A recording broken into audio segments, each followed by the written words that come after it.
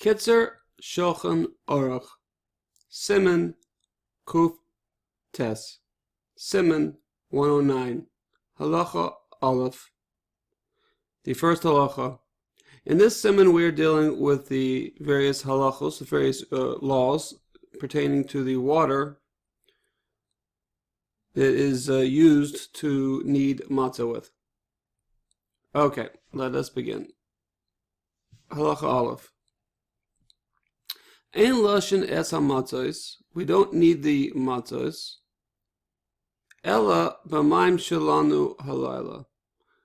Except only with water that rested shelanu, that rested halayla, the entire night. So essentially there is a concern that water would heat up as the day heats up, as the sun would shine on it and whatnot. So we want this water to be as cold as possible, and water that has sat in the dark is when it's at its coldest. So what does it mean that it sat the night?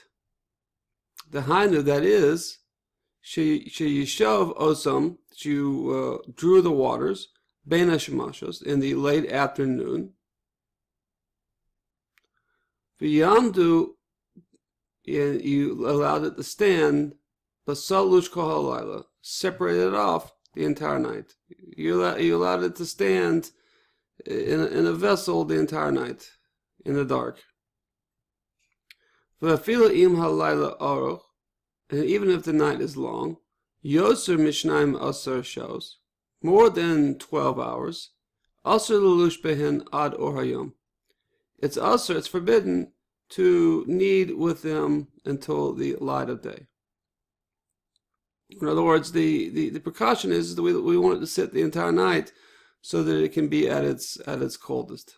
So somebody might want to say, well, it's a long night. It's a winter night, it's a long night, so let's go ahead and use it.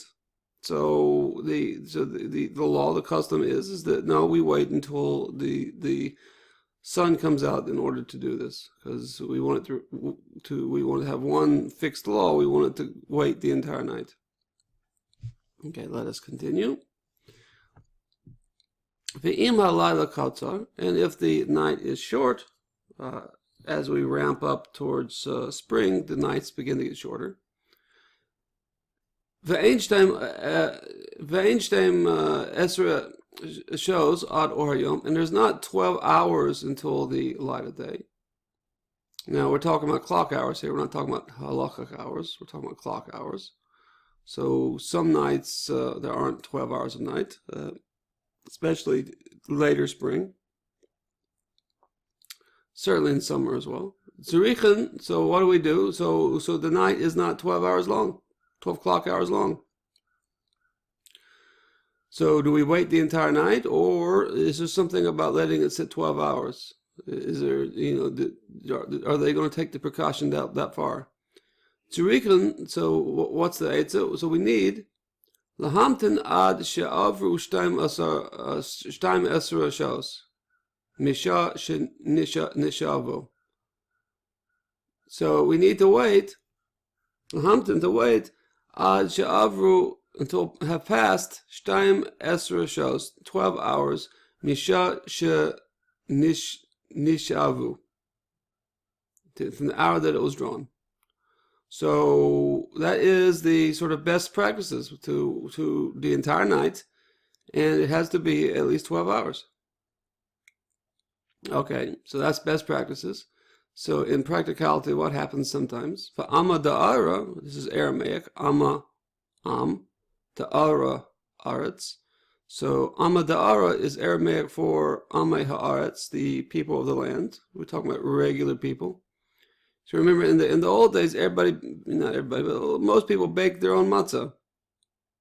It was a cottage industry in doing this. People used to do this for themselves. And it was not like today, where you have mashkichim, you have rabbis, people involved with the bakeries to make sure everything is top notch. In the old days, everybody used to do it themselves. So in the Amadara, the people of the land, those Jews that lived sort of throughout the countryside, What did they do?